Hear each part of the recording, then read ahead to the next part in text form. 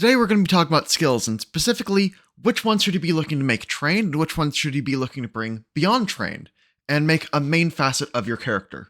Because there are a lot of skills in this game, and a lot of them have many uses and many skill feats, so I just want to give my quick, vague opinion on which ones are the best to max out and why. And in order to do this, if we just go over to the tier list over here, and here you can see the tier list. It doesn't look like a normal tier list, but there's a pretty good reason for that.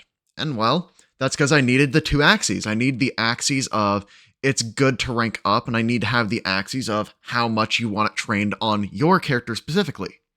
And mind you, the skills that score highly in this axis, but poorly in the other, and are in this upper left quadrant here, are the types of skills that you want to have one person be really good at, but you don't necessarily need to have trained on every single character. Likewise, the things that you have in this category, you won't really need anybody to be super good at it, but it'd really help you out as a party if everybody kind of had it. The skills down in the lower left quadrant that you can see down in this section are the ones I'm just going to declare are mostly optional. They're fluff, they don't come up as often, or at least they don't come up to the point where you really need to make sure you have them invested. And then the top right corner, that's where you get the good stuff. The types of skills that not only have great uses when they are just trained at the higher levels, but have ways to be relevant if you are pushing in more and more investment into those. So, with that, let's just get right into it. And for the first thing we were talking about, let's go ahead and do athletics. So, athletics as a skill has a lot of uses, a lot of different things key off of athletics. And those of you that are fans of the channel will know that I am a big fan of the maneuvers such as grapple, trip, disarm, shove, etc. And as such, you want to be able to do those maneuvers, so it's going to be very good to have a high rank so that you can do those more frequently. And its skill feats at the higher levels aren't really that impressive until you get to like cloud jump specifically, because cloud jump is ridiculous. And a lot of the other athletic skill feats help you move around a weird battlefield. Like they let you jump better. They let you jump without needing to do a stride beforehand if you're doing a long or a high jump. It's a lot of stuff to just make it easier for you to move around battlefield. All the climbing feats, all the swimming feats, that's all under athletics. But that also means if your character is going to need to jump, climb, or swim, you're going to want to have athletics at least trained. So athletics easily is in the top right corner for me. Because it's very easy to just be at the bottom of a hill, not be able to climb up 10 feet, and then just kind of be removed from the fight if you can't make this athletics check, even if the DC is relatively low. So as such, athletics is one I'd highly recommend you get at least trained on your character, and it's a great main skill. And here we're going to be talking about acrobatics. And the things to know about acrobatics is that it doesn't have nearly as many uses in combat, out of combat, whatever. It really only has balancing and tumbling through people. Mind you, it also has maneuver and flight and squeeze, but those rarely come up for a lot of games. And I do think maneuver and flight can come up quite a bit, but that depends on party comp and how often you're throwing out fly spells compared to airwalk. So, as such, I don't think acrobatics is super useful to master because it also doesn't have that many great skill feats aside from the notable exception Kip Up, which lets you stand as a free action. And so you don't really need to master acrobatics. However, I do think you still kind of want it trained. And my reason being is balance checks aren't exactly super uncommon. And if your GM suddenly decides you're going to go through some ice areas, well, you better be able to make a DC 15 acrobatics. So you'll want to have it to the point where you can comfortably roll that DC 15. Because if you're playing like a high level game and you don't have the general feat that lets you just add your level to untrained skill checks, you're gonna want to have at least acrobatics trained so that you don't get completely walled off by, oh no, there's some ice on the ground. Because if you don't have acrobatics trained, that's a real scenario of a thing that can happen. Now, let's talk about Arcana. Arcana is one of the most generic recall knowledge skills in the game. And by that I mean, it is one of the major skills that you can recall knowledge with. And as you look here, Arcana will allow you to recall knowledge about arcane theories, magic traditions, creatures of arcane significance like dragons and beasts, and the elemental astral shadow planes. Fair enough. So, those are some pretty broad ideas that fall under Arcana's recall knowledge. But that's really all you're getting unless you are a wizard or a magus that needs to have Arcana to copy things into a spellbook. So, for most adventuring parties, Arcana is just something to try and make those recall knowledge checks. And in many games, that isn't exactly a job that you super hardcore need, so it's going to start drifting this direction. And whether it's good to rank up or not will depend on how good its skill feats are. And I think it does have 2 good skill feats.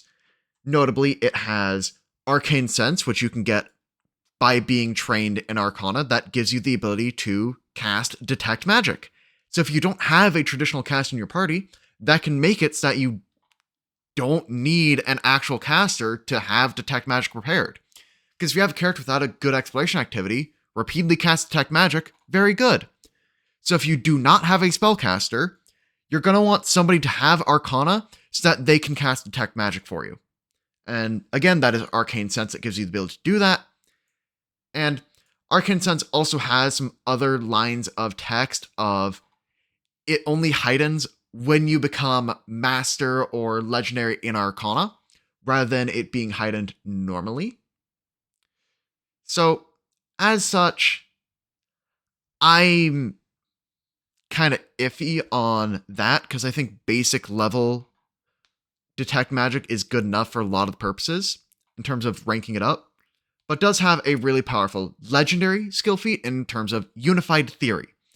And Unified Theory lets you use Arcana for all recall knowledge checks, which is pretty damn strong, especially if you're doing that on like high intelligence character that's getting some items to boost Arcana. So once it hits legendary, it's pretty good to have, but before then, it really isn't that needed to keep on putting more investment into it, because Just Train lets you attempt a lot of those recall knowledge things, and Just Train lets you copy things from a spellbook. And a lot of the other skill feats for Arcana are things that are shared with all the other recall knowledge skills and all the other magical traditions. So I'm not that excited by a lot of the Arcana skill feats, and I think this is a fair placement for it overall. Alright, so now we're going to talk about crafting. And I should mention, because this isn't exactly super well known, but crafting is indeed a valid recall knowledge skill. And says here that it's alchemical reactions and creatures, item value, engineering, unusual materials, and constructs. So if your GM likes to do a lot of constructs, crafting can be a valid recall knowledge skill against them. And I just think that's an important thing to note as we go into this discussion, because there are 2 things crafting is really famous for. And that is, of course, crafting items and repairing items. And the usefulness of repairing depends on if you have a character with a shield in your party, and that's basically a binary yes-no of, is crafting even going to be useful at trained? And if the answer is no, you're not going to be repairing, and a lot of crafting is actually pretty similar to other sources of gain income, which can be done with really any skill that you have high enough. So I don't think it's that special unless you need crafting to gain access to items. Because you're playing with settlement level and you're frequently out leveling the settlements you're in, and you still want to hit those gear upgrades, you still want to get those new potency runes, getting a high investment to crafting and getting all the things to let you craft magic items, because that is an expert skill feat to do so, it can then be worth it. However, if you want to be able to craft literally everything, that'll take a legendary skill feat or a bunch of expert skill feats, which you can't even start taking until you get the crafting to expert, which, unless you're a rogue, is going to take to level 3. Then you're going to be burning either a general feat or your level 4 skill feat, and it's rough to get there. So if you're in an adventure where you are not in settlements all the time, and you have a slower pace of downtime so you can craft things, then you are going to want to have crafting be a little bit up here. You're going to want to have a character that highly invests into it. However, if you're in a game where you can frequently just buy things at shops, earn income in other ways, then you really don't need a crafter in your party much at all. And that's kind of a shame, but I like that there are few mandatory skills in this game. So you're going to notice the bottom section of this table will become very populated by the end of this.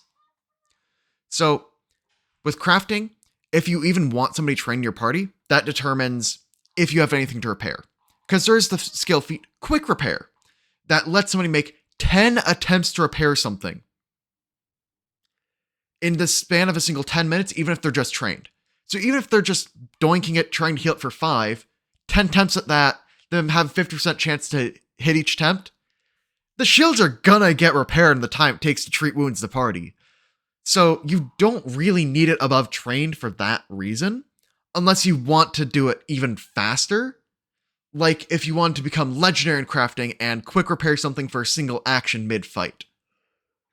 So with crafting, I'd say it depends on if you have a shield using character in the party. If you have a shield user, you're going to want somebody to have it trained. Otherwise, you really will not need it that much. But it is a recall knowledge skill, so it gets to be a little bit closer to Arcana. That's my opinion, at least. Deception is another skill with a few specific main use cases, and they all involve tricking other characters. So you have things like create a diversion and feint in combat to apply off guard to people, and those are not the worst ways to apply off guard, but it's still one action for a little bit of a time where they're off guard, and it might not be the best source of off guard, especially when you look at what athletics can do if you have an ally doing that, or simply just getting a flank if you're a melee character. And it does have the access to lying and impersonating, so if you're in a more politically based game where there are a lot of NPCs you need to interact with, and you need to be holding secrets, deception becomes really good. In fact, you might even want an entire party to become at least trained in it, because you don't want to just have the fighter get caught out and then need to tell a little lie and then roll a total of 2. So you want to give them at least an attempt to lie to basic guards in a higher level game. But a lot of the time, that's not really realistic, and I think that's the theme with deception. It has a lot of cool applications, but none of them are super realistic. Like if we look at its skill feats, it has things for swapping between disguises quickly, which I have never even thought to be super relevant. It has things that let you be so good at lying when you're a master at this like level 7 skill feat that you can attempt to deceive mind reading spells. But in all my time playing the game, I have never seen a mind reading spell be cast from either side of the GM screen. So it has a lot of very cool things.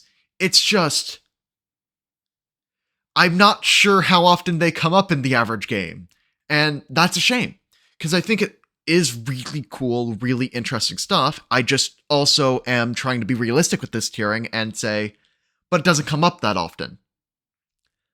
That being said, in those political sections, it's usually slower, and you can normally have a face character kind of go out in front and do a lot of the talking. And so for that character, pretty useful to have a high deception. So I'm going to put deception over here, noting that its combat utility greatly depends on your class and if you have any direct synergy with it. Because there are things like the monk stance that is about stumbling around and has a feat at level 6 to let you do a feint and a flurry of blows. There's the rogue subclass that gives you all the benefits for feinting. There's like all these things around that will make feinting worth it. However, I think that if you're not one of those specific scenarios, you shouldn't go into deception expecting a ton of power out of it. I still think it's good to have one character that's good at deception in the party, so that way when one of those exploration mode things comes about, and you need to talk to this NPC, you can have somebody that goes out to the front, does the skill check, hits that skill check, and everybody cheers at the end of it. And next up, we have the deception she told you not to worry about. in the form of diplomacy.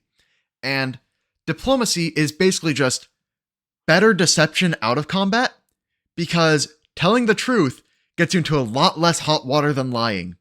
Because the lie activity is actually also a secret check. So you don't know if you rolled well or bad, unless you can see how the NPC reacts to you. But with diplomacy, you know if you rolled well or if you're going to need to put more work in immediately. And also, a lot of the time, it's easy to say, make a deal with somebody of, if I do something for you, then I get this. Diplomacy is always a backup skill for scenarios where you need to befriend somebody. It's always there as a great option in any social scenario. Is it great in combat? No. Do you need an entire party to be trained in diplomacy? Absolutely not. You really only need the one face character. But if you're in a scenario where that face character isn't present, you're going to want to be able to do it as a backup, because just being honest, in a lot of the social scenarios that are common to an adventuring party, and being able to talk your way out of things potentially is a really useful thing. And I have seen diplomacy checks being asked for from characters a lot more often than I see deception being asked for. So I do think that it's here just because you don't always have the luxury of send your best character forward. So I do think that it's right on the border between the two categories. I'm actually going to put in the right category, but kind of on the border, because you don't always have the face character, and you might want to participate in those social things and then have the skill to back up that face character if stuff starts to go a different direction. It's always a useful one to have, and I'd say no party is complete without a character that is good at diplomacy. However, let's just quickly go over its skill feats. Its only real combat action is bon mot, and a lot of the other diplomacy skill feats are things to do requests and make an impression on larger groups of people, and just various things of that kind of nature. It also has other combat feats, such as evangelize, which requires you to have a deity or a strongly believed philosophy, and then have people...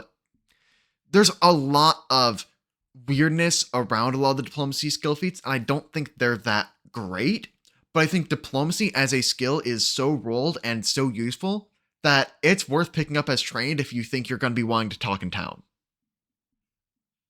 Oh, also, one other facet of diplomacy I forgot to mention is gather information is actually absurd. Because if you're in town, it basically represents you knock on a few doors, and you might just have an into something that you wouldn't have otherwise had because you could roll high on a diplomacy check. It is incredibly strong. And if your face character's out doing that, having another character that can also attempt that role is very nice. So I think that diplomacy, it's very useful to have a character that has a very strong diplomacy for those scenarios where the entire party needs to befriend somebody. And it's also really nice to have diplomacy trained for when that character is off befriending someone, so you can still gather some information in town. I like diplomacy a lot. And now we have intimidation. So intimidation's whole thing is, ooh, I'm gonna make you scared of me. And coerce isn't actually that useful out of combat because NPCs lose how they feel about you. They go down degrees of friendliness or whatever after it wears off, and they remember that, and so people don't take too kindly to you. So it isn't super useful out of combat as a charisma skill, which is normally a death sentence for any other skill, but in this scenario, intimidation has access to demoralize, and that alone completely saves it, and makes it one of the better skills in the game. If you are just doing a combat munchkin whatever, I want to just have the strongest skills for combat, intimidation and athletics, they're like next to each other. Because intimidation gives you something to do on the turns where you're like, ooh, but I don't really want to attack 3 times. You throw demoralize first, and if your intimidation's high, oh look, sometimes they'll just have a random debuff on them that helps not only me, my entire team, and then debuffs them so that they do less damage. It is incredibly good to have intimidation at least at that trained mark so that you can throw out a demoralize. But it's also incredibly useful to have it at that higher ranks because you get a lot of fun skill feats for it to beef up your demoralize. Because you have stuff like Intimidating Glare that makes you get around languages. There are other intimidation feats, such as Intimidating Prowess, which does the same thing, but if you have high enough strength, you get a bonus to your demoralized checks. And it also gives you stuff like Battle Cry, which lets you demoralize as soon as initiative is rolled. You can get stuff like Scare to Death, which is not demoralize, so you can scare to death and demoralize the same creature in the same fight from the same person, and can potentially just kill an underleveled creature. I played in a game where Scare to Death killed 5 creatures in a single encounter. It was gross. Mind you, Scare to Death has been errata nerfed since then, but it is still incredibly potent, to the point where I think Intimidation is one of the strongest skills in the game and deserves its place right there on the tier list, despite it not being too useful out of combat. Because in Pathfinder, combats are very common, so I'm going to be weighting things towards combat whenever possible. However, some things like Diplomacy are just simply so good out of combat, they warrant their spot as well. I wasn't sure if I wanted to include these, but I think I should just for completeness. In terms of lore skills, I'm gonna say you don't really need them. And there's only one real skill feat I think matters for lore, and that's Additional Lore, which gives you a Recall Knowledge skill that automatically progresses to Legendary and keys off Intelligence, which is actually very important, because that also contributed to why I put Arcana on the lower end and Crafting on the lower end. Because why would you invest in both Intelligence and Wisdom be an ultimate Recall Knowledge character, or try to get this legendary skill feat in Arcana, when you can dump a few trained skill feats into Additional Lore and get stuff like Undead Lore? So now you're able to recall knowledge about Undead using your Intelligence rather than your Wisdom. So this lets an Intelligence character get all the different things that they'd really want to recall knowledge on, and poach them from the religion, from the nature skills that normally key off that Wisdom, to thus be able to recall knowledge using int all of the time. And you can also earn income with the lore skills, but that's not nearly as relevant as simply being able to recall knowledge using them. Because like if you're in a game with a lot of demons and you know that, demon lore, boom! Now I can recall knowledge on demons using my Intelligence and automatically scaling skill instead of needing to rely on religion. So because of that, lore skills are very strong if you're taking additional lore, and everybody automatically starts with one from their background. So, I'm gonna actually put them at really good to rank up, because additional lore and spamming additional lore as an Intelligence, Recall Knowledge focused character is very strong. So I'm gonna put it up there, so that way people will go, why did he say that about lore skills? And then watch this segment of the video. And if that's you, hello! You should go click the subscribe button down below. Alright, so I have some decently controversial takes about the medicine skill in general, because I feel like it's not as needed now as it was when the game first came out. Because now we have a lot more options for healing outside of combat, because with Witch being better, that one has some focus spells that heal. Champions that are good aligned have some focus spells that heal. Druids have Good Berry, which is a focus spell that heals. You know, all those are pretty strong, and if you have enough of those, you really don't need anybody to maximize out medicine. And a lot of the time in the early game, you're going to be limited by your caster's amount of slots anyway, so you're only getting to 2 to 3 fights a day, really, where you're going to be doing heavy resource expenditure, need to heal a bunch of people. So, medicine early game isn't that great, because it, on average, and I've done the math on this, at level 1, gets out-healed by somebody that has Lay on Hands. So, I don't necessarily think you need medicine in order to function, but it does require specific party comps, so you will want to have it for a good amount of parties, and does have battle medicine to also show up in combat healing if your character has an open hand, so really good on unarmed fighters like monks, or casters that can naturally have this open hand. Maybe even some of the rogue type characters that have a lot of skill feats to burn. So medicine definitely has a lot of uses, a lot of good uses in combat and for healing up out of combat. But when you rank up medicine beyond like expert, which gives you access to the skill feats that let you treat wounds more often, being ward medic and of course continual recovery, medicine really doesn't give you that much else. Because after it's master and you're able to treat wounds on 4 people at once, you really don't need to treat wounds an entire ward of people. And if you can already patch up your entire party in 30 minutes as a master, I don't see why you need to go to legendary. I don't think that the legendary medicine skill feats are that great, because if you look at them, there really is just legendary medic, which would allow you to remove things like blind, deafen, etc., which is very strong, but you could also ask one of your high level casters to just prep a spell that could do the same thing. And out of Adventuring Day, they could do that. And I'm not sure if it's worth the title of every party needs to have one character that absolutely maxes the hell out of medicine. I don't necessarily think that is a true statement. I think that if your party has no other sources of out-of-combat healing, yeah, you want somebody maxing medicine. But unless that is your exact scenario, I don't agree.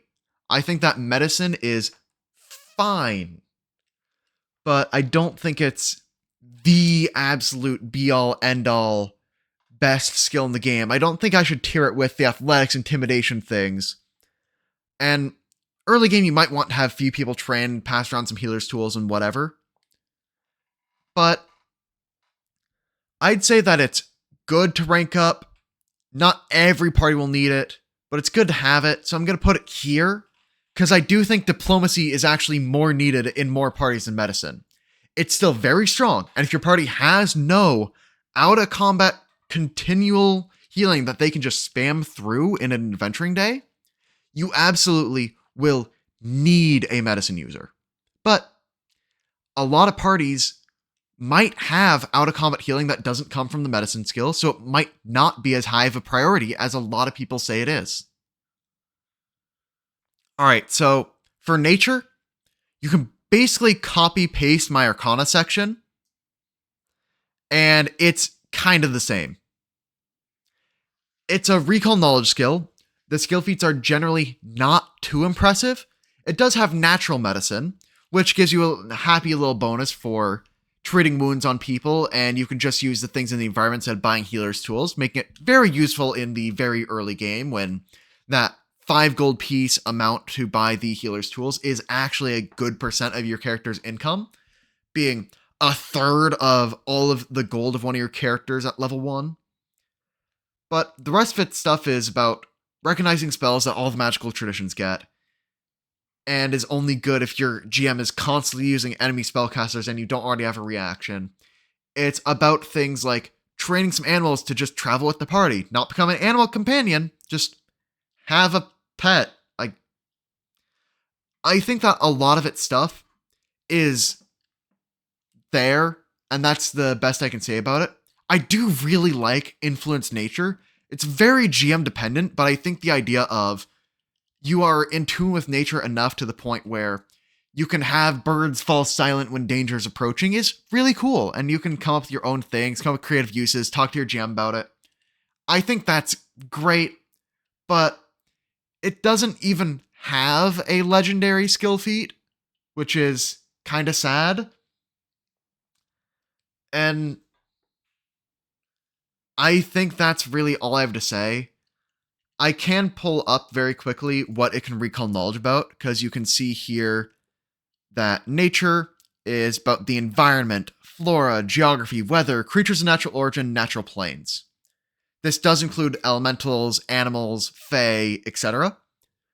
So it can be a very, very useful recall knowledge skill, possibly even more than Arcana in some games, and I think especially early game, nature is more useful than Arcana as a recall knowledge skill because, oh no, a bear is a more common scenario than, oh no, an extraplanar entity.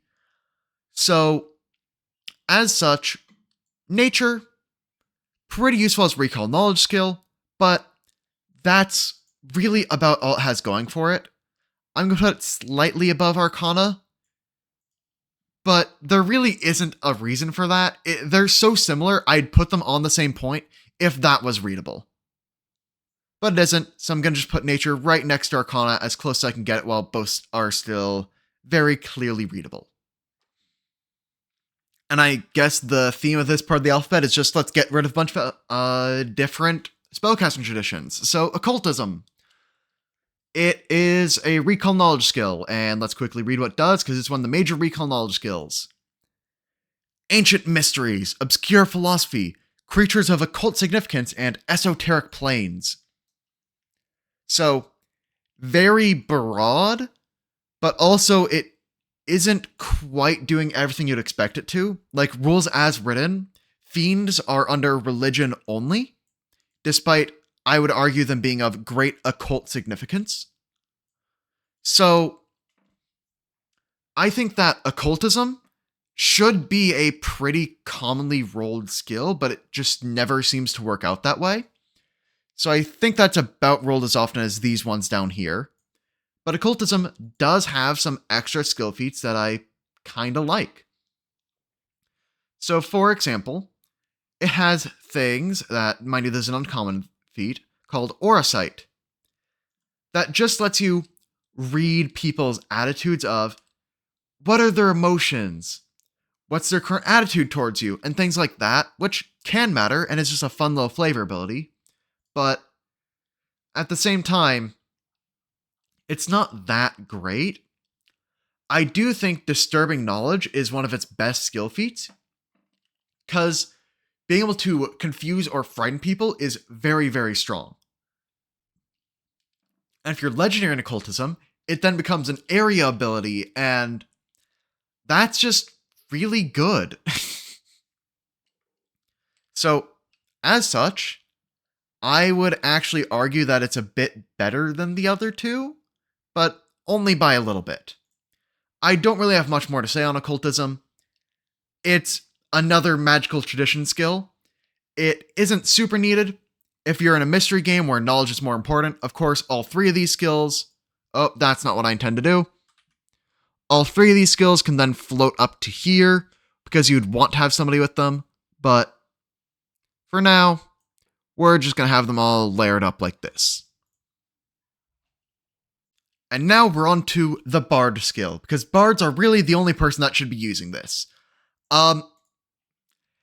If the most prominent use of your skill is earn income, something which any lore skill can do and then automatically progress in, I have a hard time arguing in favor of you. So, Performance does have one other baseline ability, that is Perform. And if you critically succeed at that, the observers will go and tell other people that you perform really well, which... That's it.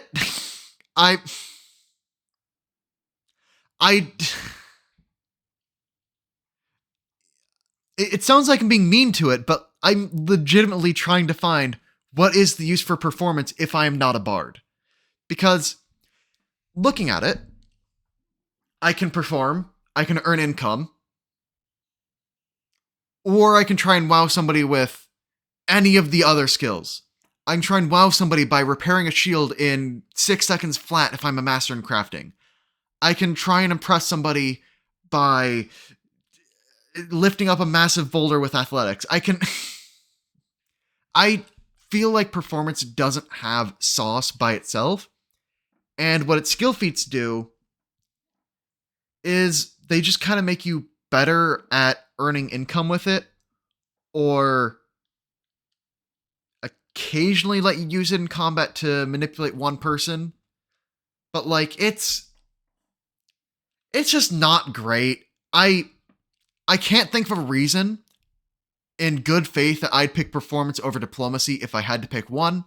And because this is Pathfinder, and you can only bring a certain number of skills up to Legendary, and if I'm not bringing performance up in skill ranks a lot, well, I won't need it trained either, because I'm just not gonna try and perform.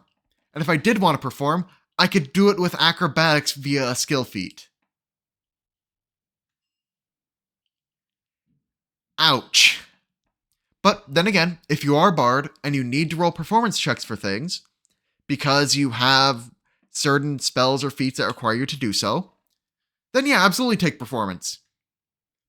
I just don't think the skill is that useful for much else, truly. If I were to have 15 skills trained in this game, performance would be the one I don't train. It just doesn't come up. And I think that's kind of a shame, but somebody has to be the worst skill. So I'm just going to save a little bit of time.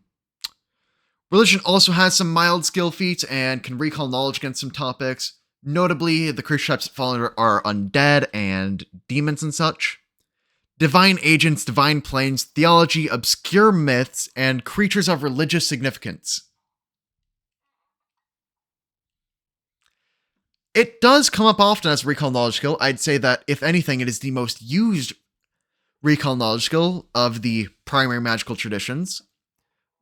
And in Haunt, it becomes a very, very important skill. So if you're doing a setting where you have a lot of haunts going on, having religion of occultism become much better. I did not intend to do that, but having religion and occultism become much, much better in that type of scenario. But in an average game, you're only going to be seeing like 2 to 3 haunts, and most things in Pathfinder are designed so that way, if you don't have the skill, you can just try and hit it with a sword until it falls apart. So now we need to just judge religion based on the quality of its skill feats. And religion really doesn't have any interesting skill feats until like level 7+, where it gets a lot of activities that situationally let you use an action to try and get a minor benefit, which is good if you're playing on Strike and 2 other times and you have a floating third action. But by that point in the game, I think you normally have a pretty solid plan for things that can compete for that third action, other than a random chance to get a minor benefit. So I really don't think it can go much higher than like there, but I will give it a little bit of a bump up because undead are so common. So I'm going to actually nudge it a little bit up and to the right, because undead, I would say, is one of the best creature types to have recall knowledge against, because so many of them have weird mechanics that you would want to figure out quickly. Demons have weird mechanics that you can then start exploiting, and you want to figure out relatively quickly. So I think religion is one of the better recall knowledge skills. Still going to lump it in with the other 4, because they all are kind of having the same issues of not really that many interesting skill feats or uses beyond recalling knowledge. And with how often I hate on recall knowledge, you'd assume that I put society down as well, but I'm actually going to keep it a little bit above, because humanoids are a very common type. You can do a lot of things around settlements. It can replace some of the uses of diplomacy. So you can get a lot done with society. It also has things like multilingual.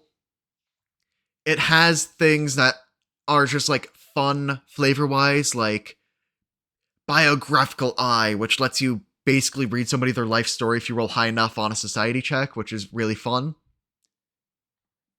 And that's kind of it. But the main reason I'd put society that high is because history can apply to a lot of things, and humanoids are a very common enemy type. So for the recall knowledge tier list, it's very high up there, because local history, that's a common thing you'll need to want to know. Key personalities, again, really common thing you'd want to know, particularly if you're in a game that has any cities in it. Legal institutions, oh, if you have a rogue in the party, suddenly that becomes the most important thing to do. Am I right, gamers? Societal structure, humanoid culture, and recalling knowledge about humanoids in combat. So, just due to that, as a recall knowledge skill, I'd say society, very strong. And I don't really think it needs to be that much else to justify, I want every party to kind of have somebody that can attempt a society check. Because if you don't, you're very likely to, as a party, be lost in the middle of the street and go, well, what now? When a society or diplomacy character could just start knocking on doors and gathering information. I am not going to put it anywhere near as high as diplomacy, because diplomacy can do all that baseline, and then also is good when you actually meet these major NPCs. So, yeah. Stealth. Okay, stealth. I should note that stealth is one of the easiest skills that is not perception to roll initiative with. You just hide out of combat, and you can roll initiative with stealth. So if your class has a pretty bad perception scaling like a monk, and you'd want to have high dexterity like a monk, stealth can be very useful for skipping over that and rolling initiative with a much higher number. So that's a good use. And if you're sneaking and doing ranged attacks, you can get some off guard because you can't normally do flanking shenanigans to get there. So has some use there. It also lets you hide objects on your person. So overall, starting with some pretty good things to do. And it doesn't seem that good until you start getting to the higher level skill feats, where it becomes absolutely absurd. Because stealth at the higher level skill feats, you get to do the things that you would do in a Skyrim as a max stealth character, of sneak up behind somebody, take all their clothes off them, and run away. You just get to do things like that in this game if you have a lot of the stealth skill feats. And with things like Quiet Allies, your entire party doesn't exactly need it, because as long as you're trained in stealth, you can just shuffle the party around if all that's patrolling are lower level guards. Now, mind you, in scenarios where the guards are on level with you or relatively close and will pose an actual threat beyond political, it's not going to be that consistent. But ooh boy, is it very nice to have just lying around. Now, I should mention something real quick, because the next one will have Thievery coming up relatively soon. And it's that you can't be doing 2 exploration activities at once, so you cannot be trying to avoid notice and disarming a trap at exactly the same time. That being said, the way that I tend to rule it is you can avoid notice and then stop, go back looking for traps, and then try to avoid notice forward some more. And I can do it that way, and I just say it takes a long, long time to make any progress doing that. And there are some rogue feats to get around it. And then disarming the trap is this entire thing, skill feats, blah, blah, blah. Point is, if you're choosing to avoid notice, you're not doing much else unless you have specific feats to get around that. And those feats exist in things like Rogue and Investigator via Trap Finder and things along those lines. But it's still really solid for, I'm a ranged character, I'm hiding in the back as soon as combat starts, and I get to roll initiative with a skill that's really good for me. And that, with the very good skill feats, warrants its position as very good when ranked up. And while we're talking about various different skills, I just quickly want to touch on Thievery, because Thievery is something you really don't need at like the trained level, because a lot of hazards and things that you'd want to use Thievery on are actually completely gatekept on, you need to be master or above to deal with this. You need to be expert or above to deal with this. You need to be legendary to deal with this, just due to how hazards are designed. So, as such, just being trained in Thievery really doesn't mean much. And it does have some skill feats to help you with various things that you'd want to do with Thievery. And its skill feats are pretty good. And if you have Thievery, you really want to upgrade it. But do you even want Thievery is the question. Because, in my opinion, the answer is no. I'm going to leave it here in the very top left corner to say if you're getting it, you want to max it, but you really don't need it. And that's because, well, as I mentioned before, a lot of things in this game are designed so that if you don't have the right tools, you can just swing your sword at it until it stops moving. Because in the Pathfinder world, we have things like Force Open. It makes a lot of noise, but you can get into those locked chests and into those locked rooms if you have enough time and a character with enough muscle. And you don't need to have a thievery character pick the lock, because the athletics character can just grab the lock and shake it hard enough to the point where it explodes. You don't need to have a thievery character disable the trap when you can just hit it with your axe hard enough till it stops being a trap. It's not exactly the most needed, especially with perception being a thing that lets you find traps. So, as such, I'm just going to put thievery in that little corner, because it can be very useful if you max it, and if that's a goal of your party. But you should evaluate of, is this something that I really need or want within this party dynamic? Alright, so survival is famous for finding direction and subsisting on food. And a lot of its skill feats help you with doing those couple of things. Oh, also tracking animals as they are moving around. And that is very campaign dependent on if it's going to be useful. Just like crafting. A lot of the high-level survival skill feats allow that to apply in weirder environments. So I'm going to put survival down here with crafting, because I think that they're both campaign dependent in very similar ways. Because you look at some of the survival skill feats, you have stuff like planar survival, which will let you survive on other planes of existence, and legendary survivalist, which makes it so that you don't need food or water. At level 15, when if your issue is food and water, just buy a spacious pouch and fill it with rations. I don't know.